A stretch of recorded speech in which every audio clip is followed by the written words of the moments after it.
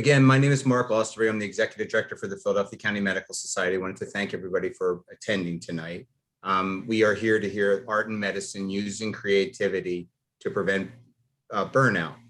And we have a special guest, Dr. Susan Summerton.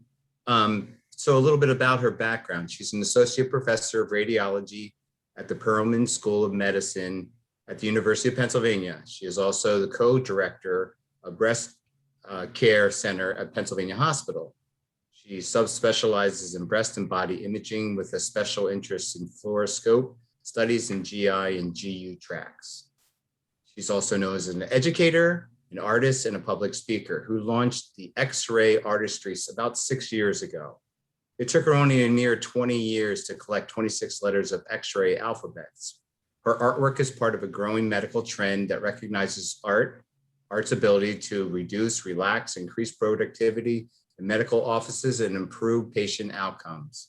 Her X-ray art has provided exhibits in galleries in Philadelphia, in New Hope, at the Art Festival, at the Cultural Center in Scranton, Grounds for Sculpture in New Jersey, and also in London. Her work is in a collection throughout collections throughout the United States and in places as remote as Kuala Lumpur and Australia. She also has been featured in Philadelphia Voice, Philly Voice, Healthcare Design magazines, and the Philadelphia Inquirer. Again, to remind you, we are here to hear about art and medicine using creativity to prevent physician burnout. And we know that our objectives include the discussion of factors leading up to stress and burnout, to identify objects and experiences that bring joy to us, and determine in what way the participants can bring creativity into our own lives. So without further ado, I will hand it over to Dr. Summerton. Thank you so much. I'm really excited to be here speaking to you all about a topic that I really am enjoying learning more about myself and realizing how important it is to find something creative, artistic in our own lives to do. And you'll see why as we go through the slides. This is one of my pieces on the first slide that says the human body is the finest work of art. This is one of my, oh, can you not see it? Yeah, we can't see it. Oh boy. Okay, let me do that again. Share screen. Can you see it now? Yes. Okay, great. So this is one of my favorite pieces that I've made. The human body is the finest work of art. Every letter that you see here is an illustration from an imaging study that I have seen throughout my career. So for instance, the letter H here is a rod and screws in somebody's tibia. The A here is a fold of a brain on an MRI. The S is a loop of bow. An O in work is an eyeball on an MRI. So you get the idea of what my art comes from. And I truly think as a diagnostic imager who has the unique ability to look into people's bodies, I see what a miracle we all are, and I do think that we are the finest work of art. So as you mentioned earlier, I have several learning objectives. I'm not going to spend a lot of time talking about stress and burnout because we all kind of experience it and know it, and it's all over. So I don't want to make you more stressed or more burnt out by hearing much about it, but I will just touch on it because that's the object of this talk, how we can prevent those things. I'll talk a little bit about things that can bring you joy in your own life, things that you can do even if you're not artistic and creative. And also, I'm going to show you a bunch of examples of people that I know or I've met along my path who have impacted me. In some ways, I think I've impacted them. And they also are doing their own creative endeavors that might give you ideas of what you might be able to do.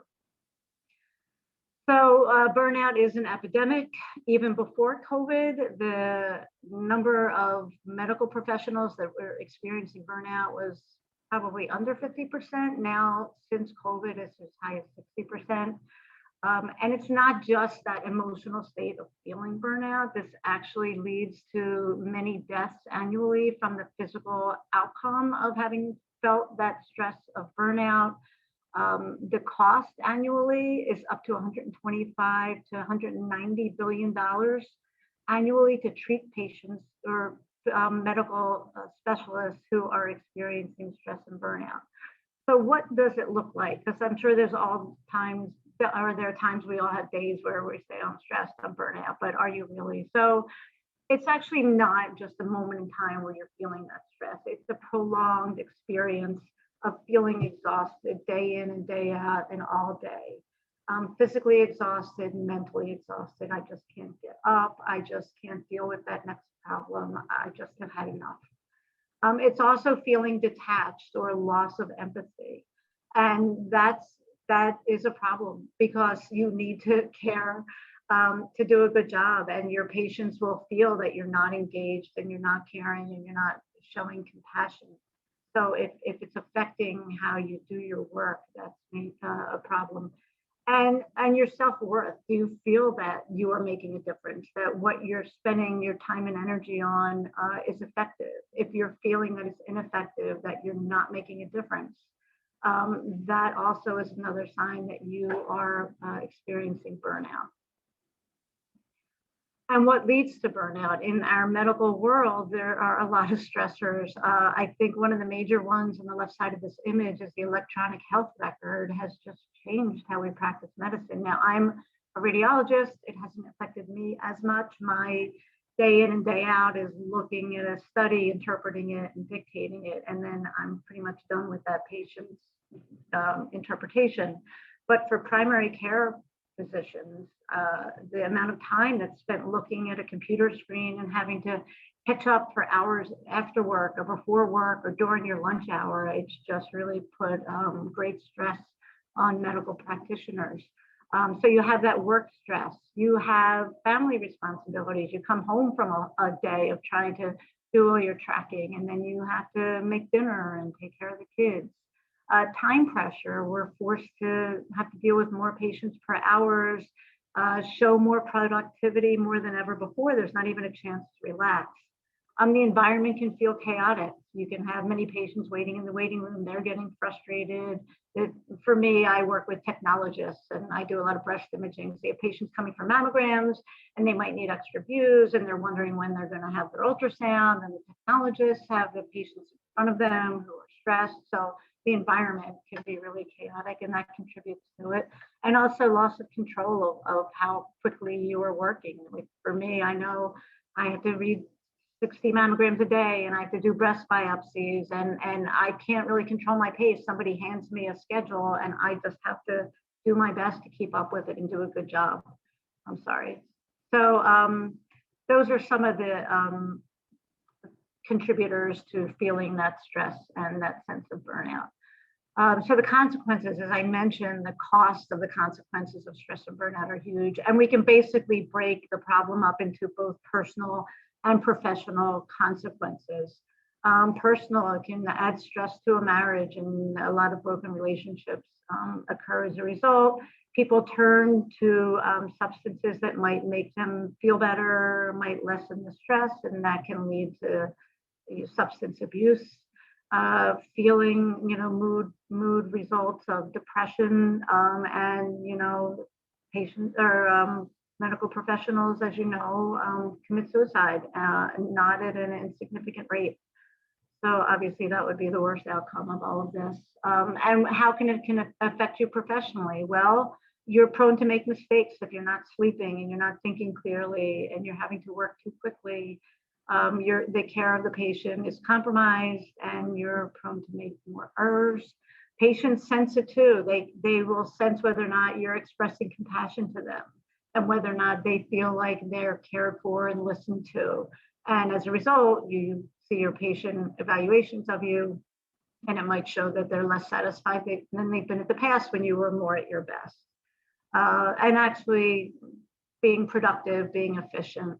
All of those things are compromised, and that's resulting in a high physician turnover. People are leaving the profession, and these are all major problems and results of feeling stressed and burnt out. So when we talk about health, there are different aspects of health.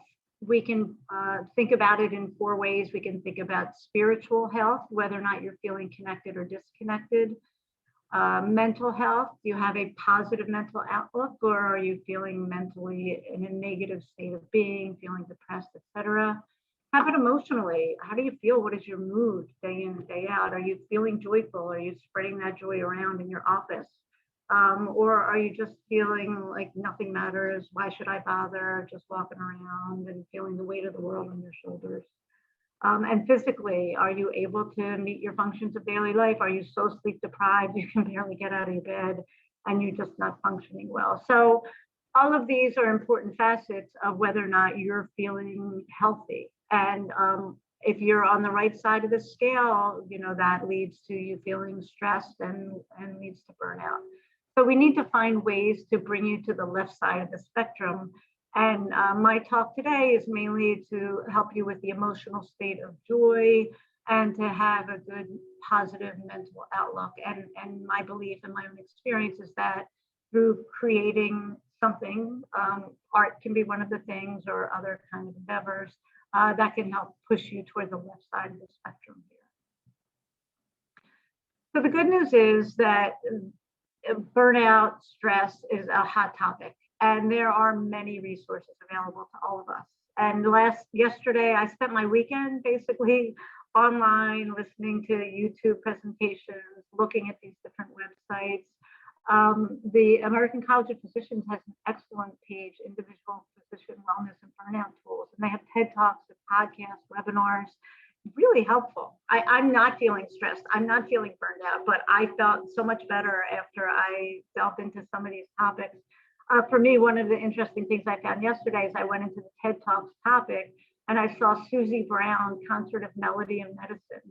So Susie Brown is actually a cardiologist I used to work with at Einstein, and she became a country singer. So she was working at Einstein, wasn't feeling fulfilled, ended up learning, using music to deal with the stress of her daily job. And she started writing songs, and now she lives in Nashville. She works part-time as a cardiologist, but her main passion and what brings her joy and helps her be a better clinician is writing and performing music. So I highly recommend, if you want a really interesting TED Talk, it's only about 10 minutes long, but you get to see her perspective and her perform. I really enjoyed that. So feel free, if any of you are feeling stressed or burnout, look at these tools. They're really helpful. The American Medical Association put out a statement about burnout and how important it is to have self-care. And it talks about different self-care interventions that you can use, such as meditation, making sure you sleep right, making sure you eat right, exercise, and engaging in hobbies. And that's part of art and creativity. So the AMA appreciates and stresses how important it is for you to engage in a hobby. So let's step back for a second and talk about joy. There's a woman named Ingrid Fertel who did a TED Talk entitled Where Joy Hides and How to Find It. And I found this really interesting, and I highly recommend you search for this and watch this.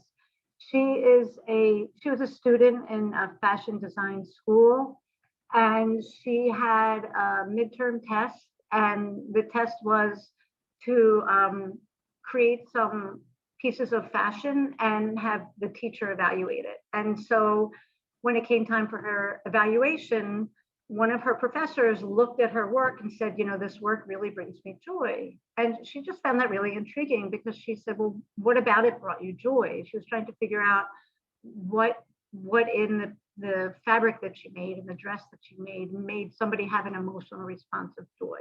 So she's actually delved into the topic of what is joy.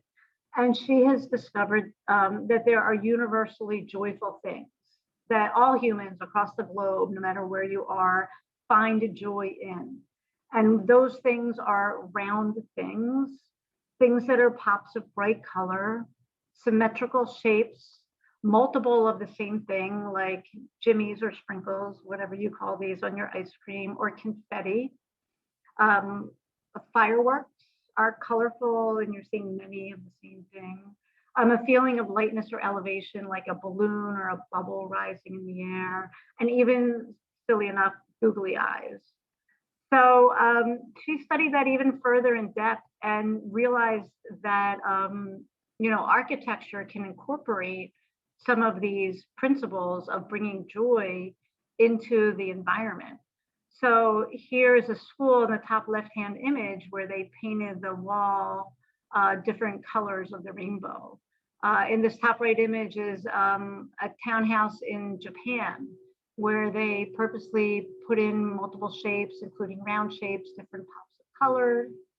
And, this isn't your average building. You look at this and I bet we all have an emotional response like that. Brings me joy to see this building. Here in Philadelphia, we have the Mural Arts Project. And this is one of the murals, which is many of the same thing, multiple colors, kind of fun and fanciful.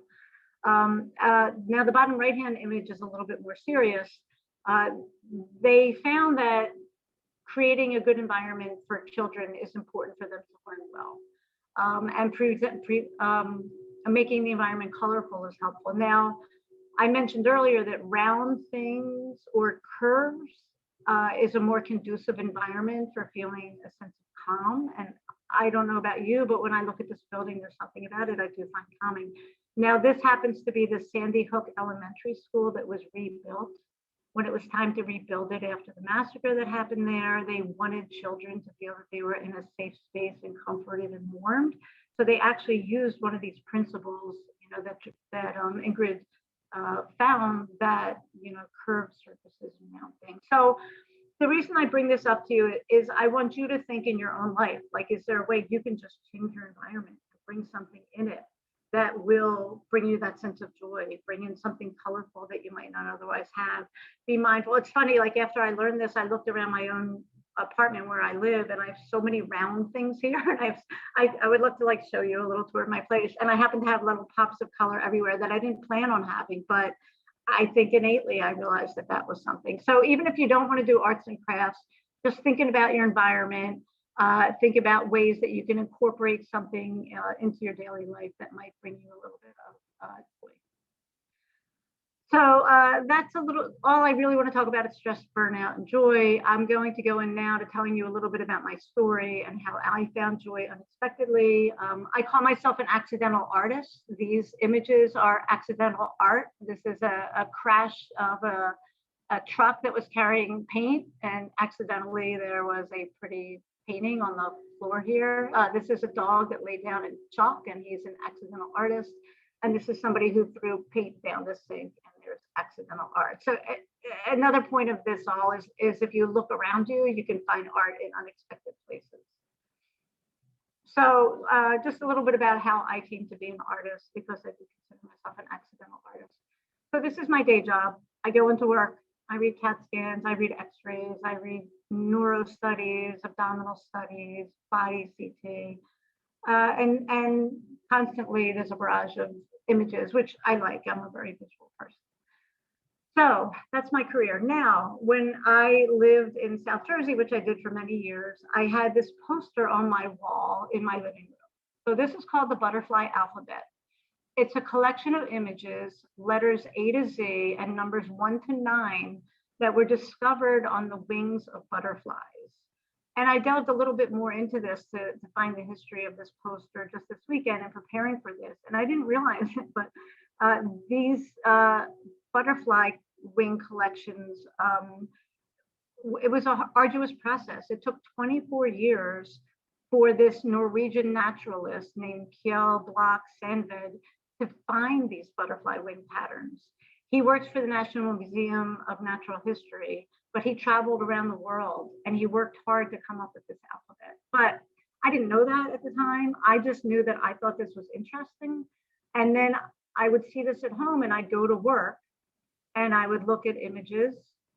And this again would be one of my days of a combination of images. And when you look at these with a new eye, having seen the butterfly alphabet, you yourself might see letters and symbols and numbers. I mean, most obviously is the heart here in the middle, which is a prostate gland sticking into a bladder. This is a fetal ultrasound of fetal legs that looks like the letter U. This person has fused metatarsals that look like the letter Y or H. This little baby arm on an ultrasound to me looks like the letter L. Here we have a coronal view of the brain, and the ventricles to me look like the letter Y. This is an image Can you all see my arrow, by the way? Okay, because I know I'm pointing with my arrow, but these are folds of a brain on an MRI, and I see a letter Z, or if you turn sideways, a letter N. Here's a barium enema. If you're musically inclined, you may see a treble clef. I think that's a treble clef or a G clef, whatever, treble clef. Anyway, so it would be something you'd see on the stands of music. So I started just seeing patterns in the images I read. And so it dawned on me, you know what? It might be interesting for me to collect these letters in my own little teaching file and someday make my own alphabet, just like this butterfly alphabet, for me to have a poster in my office. That was my goal. Took me about 20 years. I just collected them and didn't really do anything with them until in 2014. This is automatically moving. I apologize. Okay, hopefully it stops there. So my society is the Radiologic Society of North America, RSNA. So in 2014, it was their 100th anniversary of their meeting. It's in Chicago every year. It's an international meeting. I think it attracts about 50,000 people. It's a really neat meeting. So to honor their 100th anniversary, they decided to have a contest. It was called the Centennial Image Contest. And they had 3 categories. It was radiology art, most unusual case, and best medical image. And what radiologists did throughout the world were submit their pieces that would fit each category. And it dawned on me at that time, I said, you know what, maybe I have all the letters of the alphabet and maybe I can spell something. So I dug into my teaching file and I pulled all the letters out and stuck them on a PowerPoint slide and realized I had all the letters. So then I said, all right, maybe I can spell something. So I decided to spell their slogan that year, which was RSNA 100, a century of transforming medicine. So these were actually like raw images that were not perked up with Photoshop. It came directly from my collection. And it took me a while to kind of center them and crop them and get them and in this way. But once I put it together, I looked at it, I'm like, that's actually pretty cool. So I submitted it, and each of these categories, people voted, and the person with the highest number of votes won in the category. So there was a guy from Brazil, Javier Gomez, who was winning in every category. He must have had his whole country voting for him. So there was no way I was going to win, and that was fine. But unexpectedly, the RSNA sent me an email, and they said, look, you didn't win in any of the categories, but we think your piece is really interesting. We would like to choose you for honorable mention. It was the only piece they chose, and we want to display it in our Centennial Pavilion in Chicago. So that was a huge shock, a wonderful shock, because the first piece of art I ever made, and I wasn't even sure I called it art then, but my first composition got honorable mention at this national meeting. So here it is, it's being displayed in a Lightbox format in Chicago. So I came back from Chicago, and some of my colleagues knew that I had made this, and they thought it was cool. And they said, hey, can you make pieces for my kids? So my second and third piece were made for my colleagues' twin sons, Simon and Oliver. So I pulled again some letters, made Simon. And so my friend, the mother of these boys, said to me, listen, can you print it out? If you print it out, you know, I'll pay you for printing it out, and I'll frame it up and give it to my kids. So that was my second and third pieces that got printed out and made for her children. Now, the cute thing about this is Simon and Oliver were so excited and so grateful that they decided to write my name in Legos to thank me for the pieces I made for them. So I keep these on my shelf all the time, and I just love how it generated a little creativity on their part as a response to a little creativity on my part. So then moving forward, it just got out there a little bit what I was doing, and I had more physicians asking me to make pieces for them. So one is an ophthalmologist at Einstein who works at Einstein Ophthalmology. So an eye chart, as you can imagine, is very conducive to my art because it's all letters, and I have a nice big E at the top, just like an eye chart does. I like this eye chart on the left that I found changed the way you see everything. And so if you step back for a second, I think what my art does for people who view it is it changes the way they see things. Because in the past, they might just look at an x-ray and see it for the body part it was. But now they might see a little art inside of it, dig a little deeper and kind of search for something that maybe before they didn't. And that's what I'm hoping for you, that maybe you look at your world around you and see things a little differently. So once I started making the art and saw that it was popular, I started going to medical shows and art shows. So this is one of the first medical shows I went to, the American Academy of Orthopedic Surgeons. It was down in Orlando. A friend of mine from childhood who's very organized helped me get it together. I created a banner.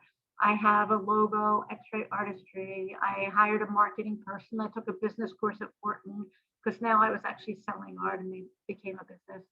And what I did for that orthopedic surgery convention is I had found a whole alphabet from A to Z of orthopedic letters. So I created some pieces just for them. And I queried a number of orthopedic surgeons I know and say, hey, what expression would you like to see in orthopedic letters? So I Love Bones was one that they suggested. A friend of mine came up with O Snap, which was one of my favorite pieces. There's a little broken bone here, which goes with the O Snap. So this definitely makes people smile. The S in SNAP is a scoliosis of the spine. The P is a shoulder replacement, etc. And then, you know, I have a love piece because I'm from Philadelphia, but I made this love piece out of bone letters. This is an orthopedic surgeon friend of mine. We went to Temple Med School together. He was at this annual meeting, so I got to reconnect with people I hadn't seen for a while as well.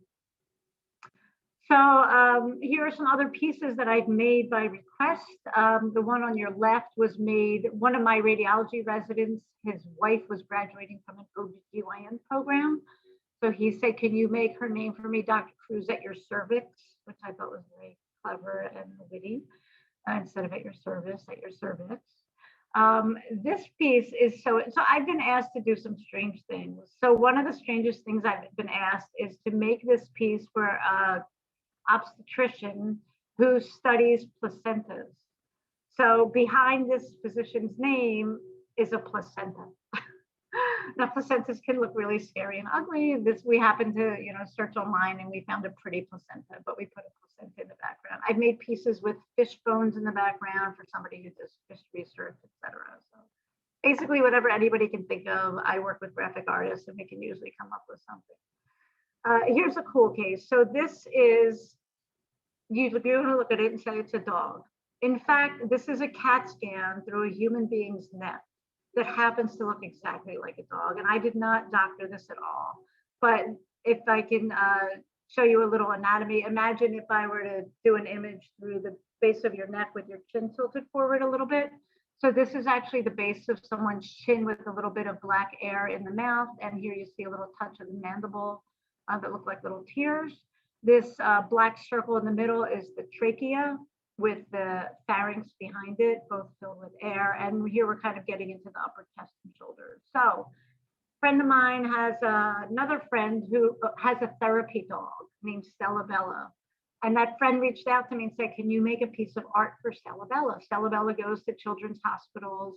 She dresses up like a doctor and she brings a little bit of relief to these children going through a lot of issues. So this is a piece I made for a dog.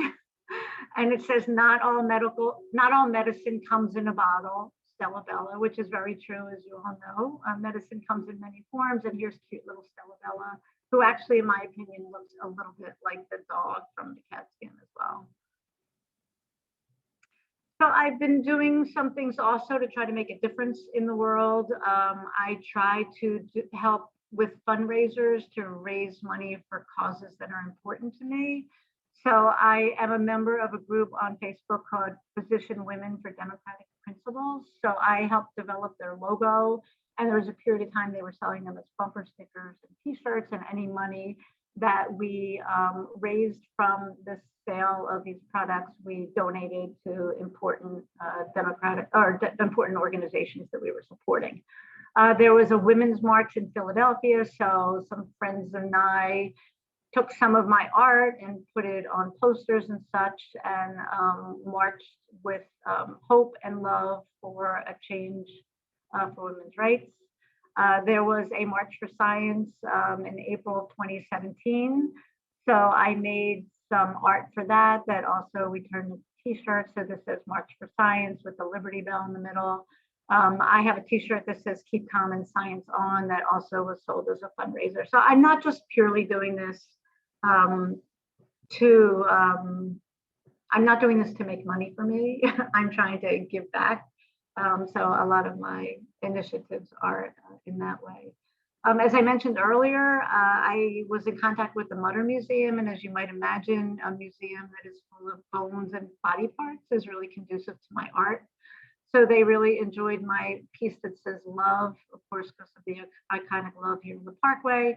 And I also have a piece that says Philadelphia.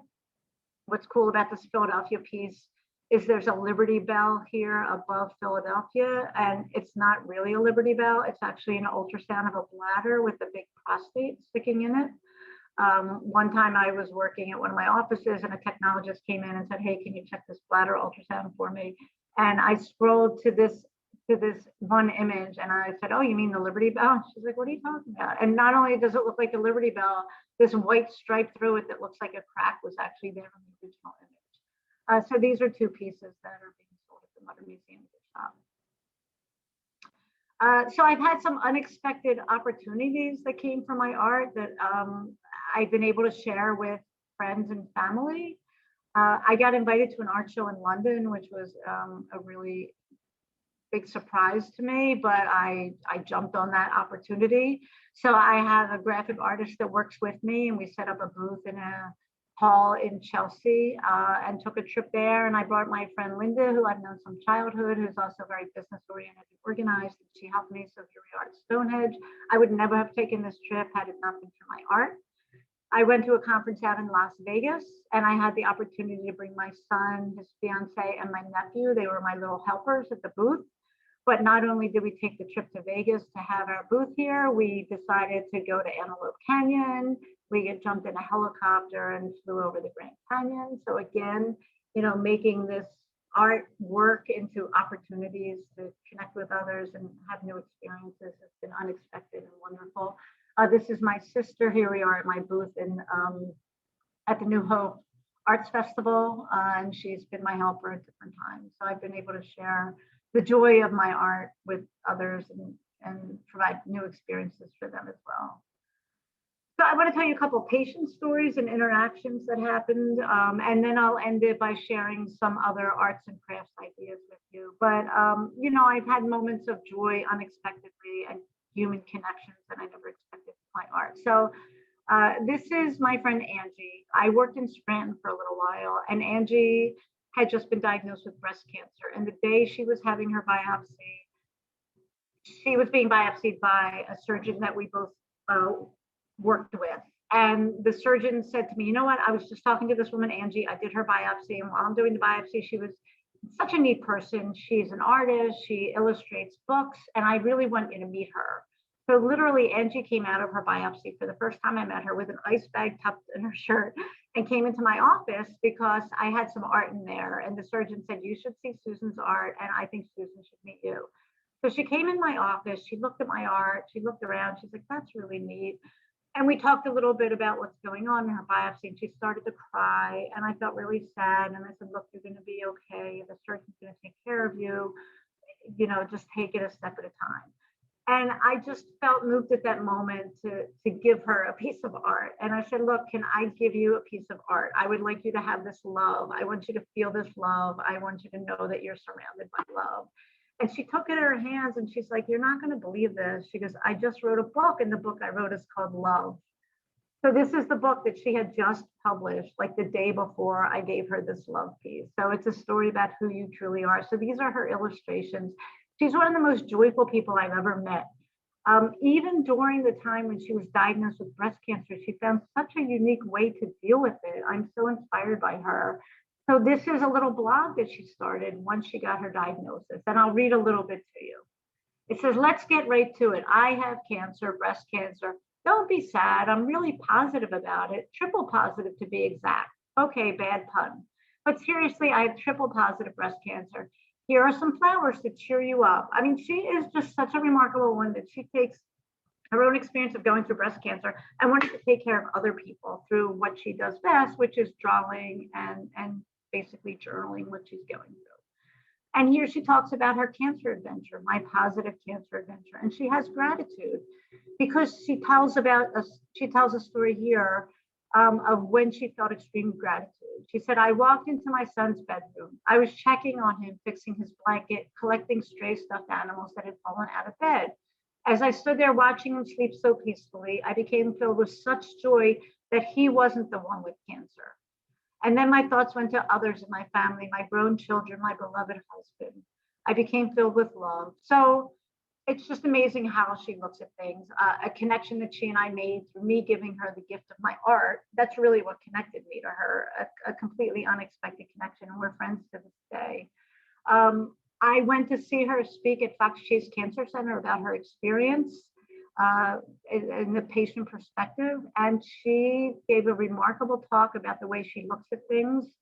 And this is how she pictured her daily breast cancer radiation treatment. So this is her envisioning herself on the table, and that coming out of the radiation, the beam was filled with loving hearts showering down on her.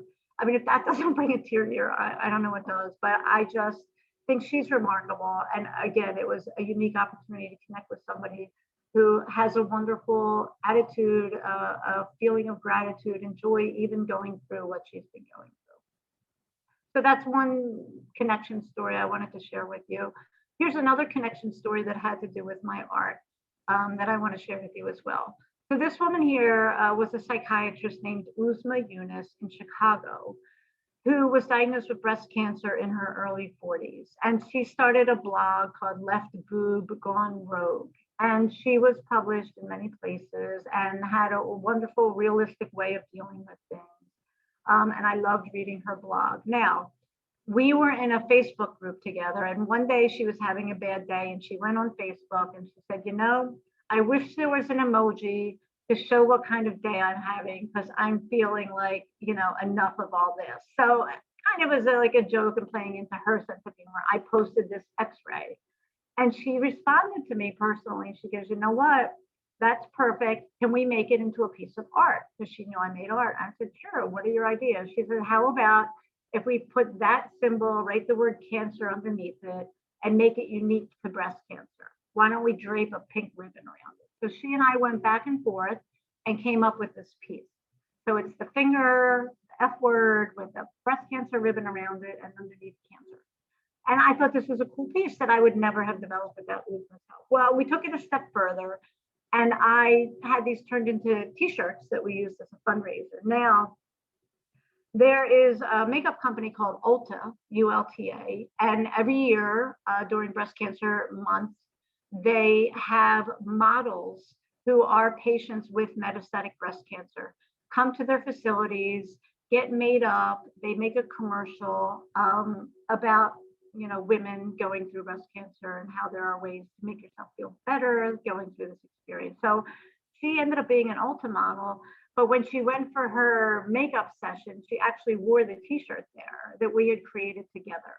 And the model, the cosmeticians there, cosmetologists, really got a kick out of the t-shirt, and she was able to get more people to donate more to breast cancer funds, etc.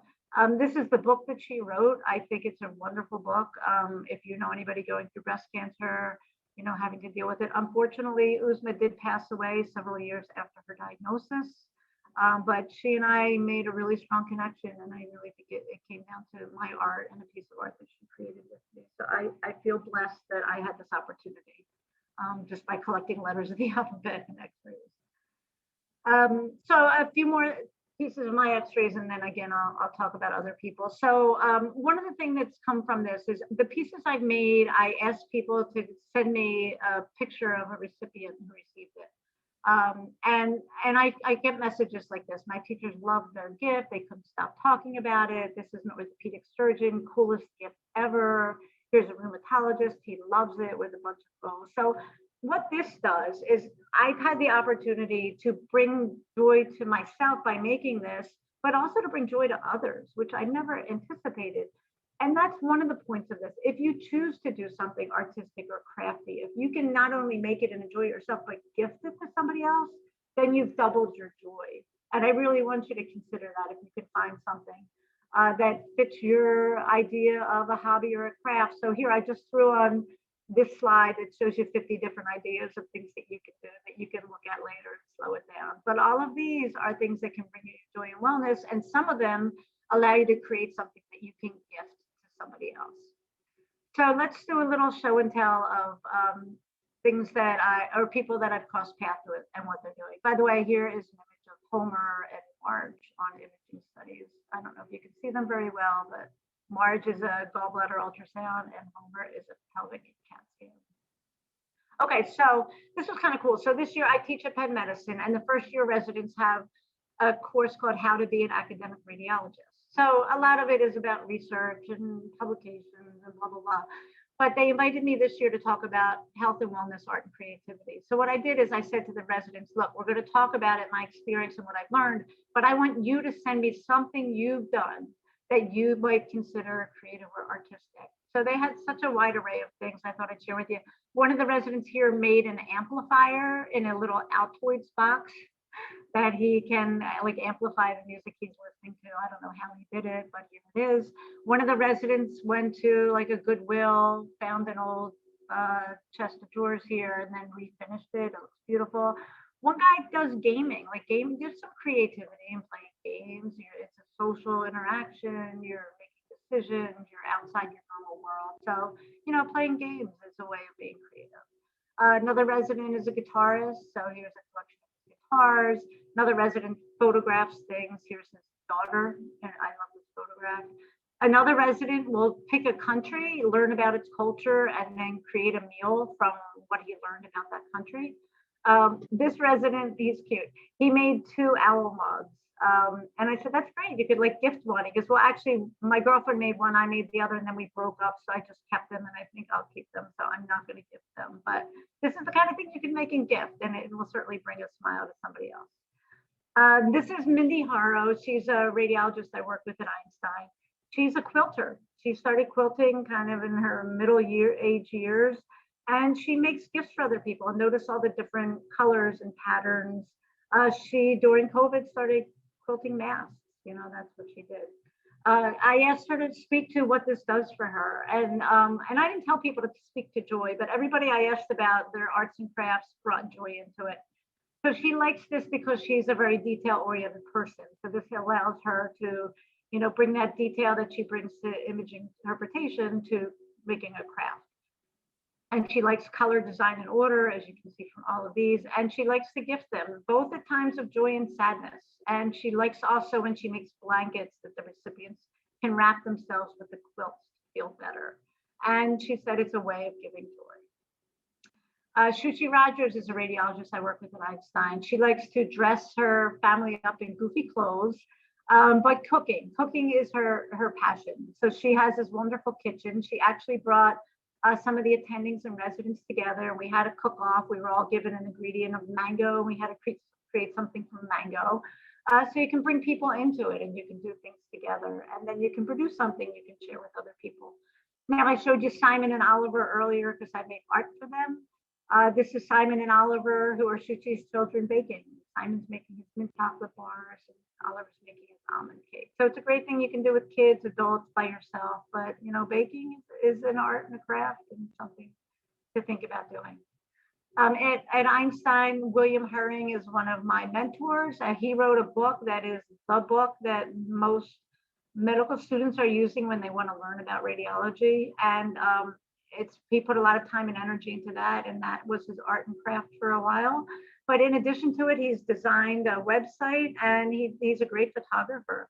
So he travels around and takes photographs. And I don't know about you, but I just feel this immediate sense of relaxation when I look at this photograph. I think it's really beautiful. Here's another one he took at a lake in his travels out west. This looks like a painting, but this is a photograph of a street in Brussels that he took. So photography, paying attention to color and composition, really can bring joy to yourself and others that you share it with.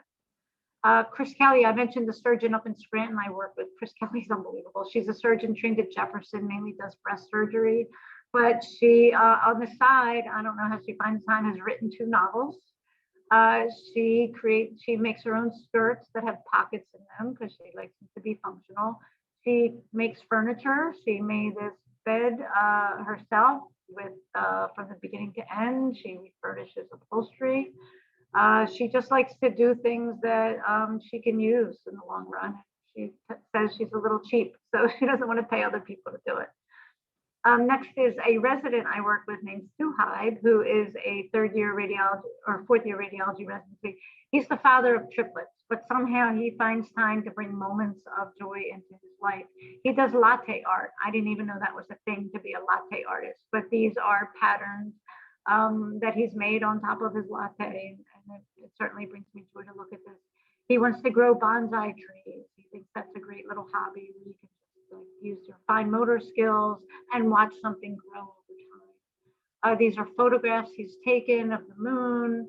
He does paper art, a photograph of a market, and a loaf that he made for dessert.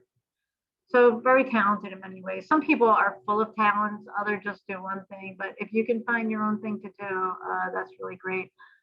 This woman, Vi Tran, I met on a Facebook group, and she makes greeting cards, and they are three-dimensional greeting cards. Sometimes they're lit, but it takes her many hours. It brings her great joy. This one says Yoda best. And here's one that's a tree. And when you pull it up, the tree blossoms into color, and it says live life in full bloom. This is one that she made. Her husband's a radiologist, so she wanted to give him an anniversary gift. She was trying to come up with ideas, and I said to her, you know, I've seen x-rays where the heart is missing. Why don't you do one with the heart missing and say, you stole my heart? So she made this one, and then picture this in a dark room in the middle, that it actually ends up being like a lit up light box.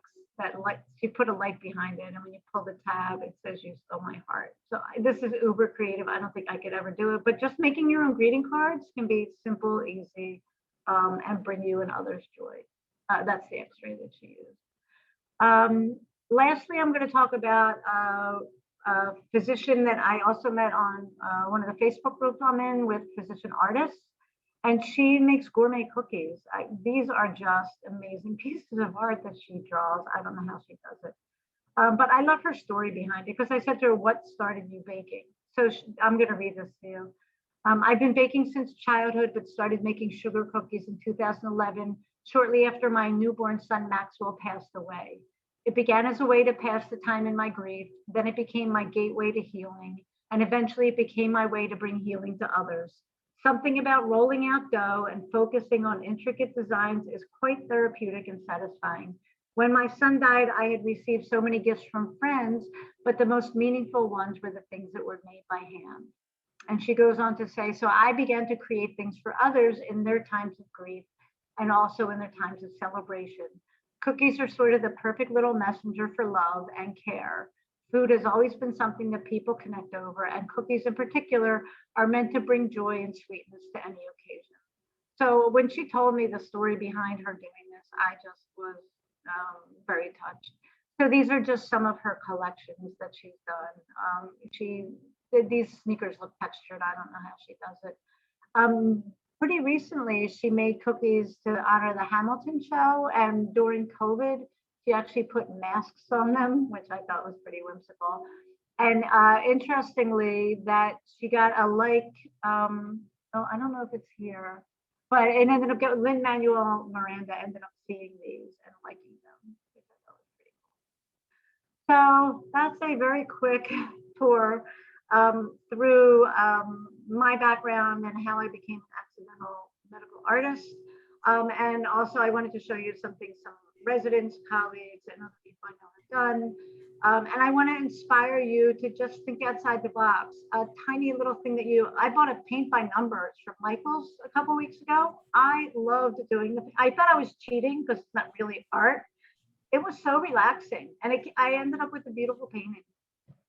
So just put yourself in the path of joy and think outside the box and find ways to bring a little joy to your life.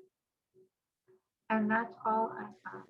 So any comments? Dr. Summerton, it was a great conversation. I loved it. I mean, I drank it all in. It's such a you're such a visual artist too. So it's like fantastic. So Thank you. Dr. Hannah, do you have any questions or thoughts? Or I know that one of the residents that came, she apologized. She had to jump off. She came and then left a little early. She was getting done her shift. So, but had you ever explored any other mediums? Did you have a passion for art initially? You know, it's funny because when I never thought of myself as artistic or creative, but when I look back at my life, like I scrapbooked, I did cross stitching, I go to paint nights. I took a cake decorating course.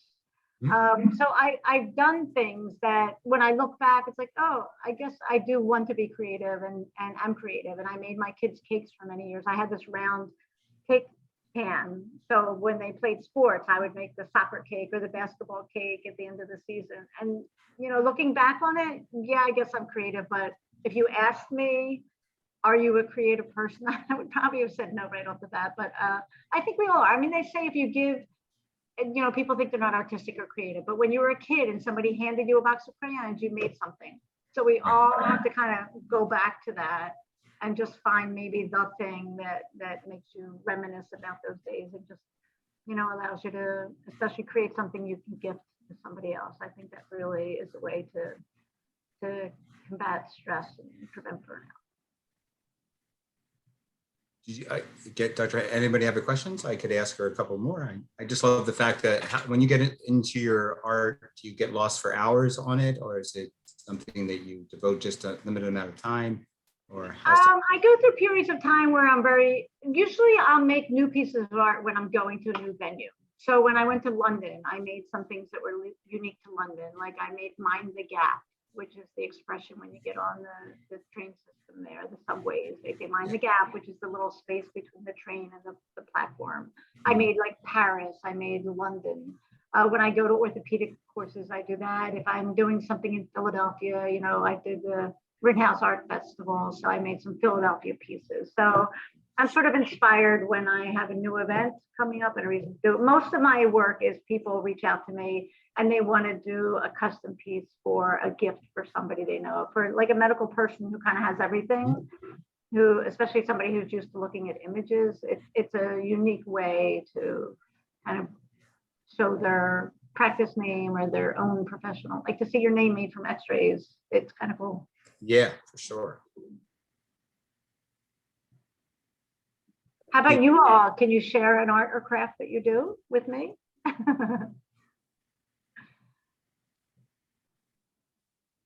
I don't want to monopolize the conversation. We do a lot. We're all blessed. We have some people have a spouse. My wife is an artist. She's a potter, but that doesn't make me an artist. But she inspires. Artists won an art competition, right? She inspires the creativity in me. She encourages it. So that's a really nice thing when somebody is so helpful. Like I said I was going to do something and I would go and do it. So over the years, as Robert just alluded to, there was a fall festival and I made these figurines that were like scary but fun, but they were functional. The kids could play with them, because I always felt that art you can't play with, nobody could touch it. So it was an opportunity to actually physically touch it and do something with it. So, and then the person that was giving out the award was only giving the first place. They didn't give first, second, and third. So it became my sculpture against the person made a life-size headless horseman. So it was incredible. There was probably 4 people that did it. So they came by a flip of a coin. They said the winner goes to this person, because the headless horseman, they said, well, they could split the award. And then anyway, long story short, they flipped the coin and I won. So it was very exciting. It was because, you know, when, of course, you know this, when you put your art out there, people are critics, and some people like it or other people don't like it. And that's and it creates a reaction in people. Yeah. So anyway, how about you, Eileen or Robert or Dr. Hannah? Well, I've been surrounded by artists my entire life, so I'm just an advocate for it, have dabbled in it myself, have done also a little clay work in the past, but I think that every day, at least for me anyway, strikes something different to put down, to either draw or to be able to log in your thoughts and ideas, creativity. I've always been a lover of poetry, and I love writing for myself. I have never, well, maybe it is true. I have published 2 things in the past, but I just basically think that anyone who doesn't see that everyone has the skills and the talent, if they would only reach out to their inner selves to be able to find it, because it certainly gives me a lot of not only satisfaction, but love and calmness, and everything that you just mentioned tonight is just so important to find that inner peace for yourself through art. Yes. which is all around us. So thank you for tonight. You're welcome. My pleasure. Robert, anything from you or? Sure, I have a question. Sometimes making art can be a frustrating process. Things might not turn out how you pictured it, and sometimes you might feel pressured by time. How do you keep your art making process a source of joy rather than a source of stress? Well, most of the time when I make things, I'm not under time pressure myself. If I'm making a custom piece for somebody, I work with graphic artists very closely. I tell people it's going to be several weeks till they get it. So I buy some time. Truth be told, I usually turn them around in about 1 week, but I always promise them more time than it's likely going to take. And people are understanding. I mean, if they're gifting a piece of art, there might be a birthday or an event that they want it for, and I'll tell them if it's realistic, if that can happen. But usually I don't hit snags once I get started. I just have an idea, it comes together, they tell me they like it, and I send it to the printer. And I fortunately don't have that kind of pressure with what I'm doing. Dr. Sue, don't you also find that was an excellent question, Robert? I guess the way I look at it with art, in the same way that you do, Dr. Sue, is the fact that I don't think that it should be, and it's not fun anymore if you have a business where you have to have something done in a week or 2 weeks. I think that creativity that blossoms from the inner self, that if someone really wants something for you, they're going to wait. On the other aspect of it, I know I couldn't be the kind of person and have a business that, you have to get somebody by a certain date. And I think that you lose that creativity and it's not fun anymore.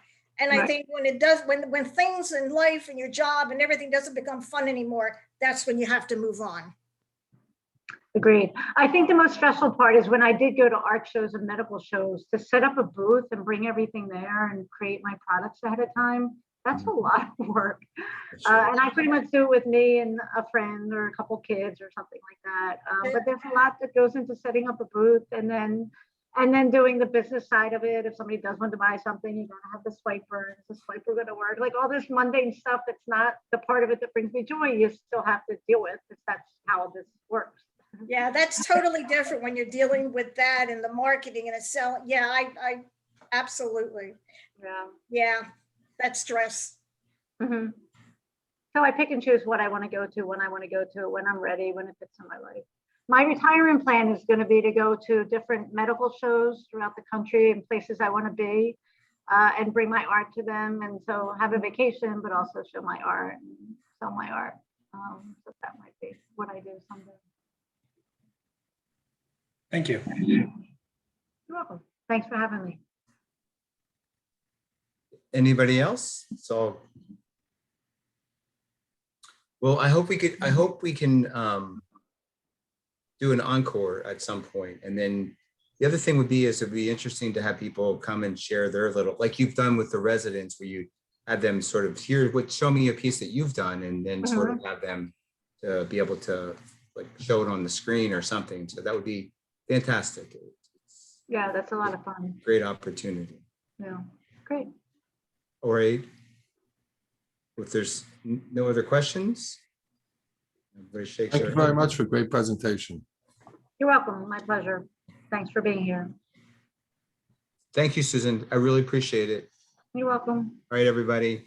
Take care. Thank Have you. a good night. You're welcome. Good night. Good dinner.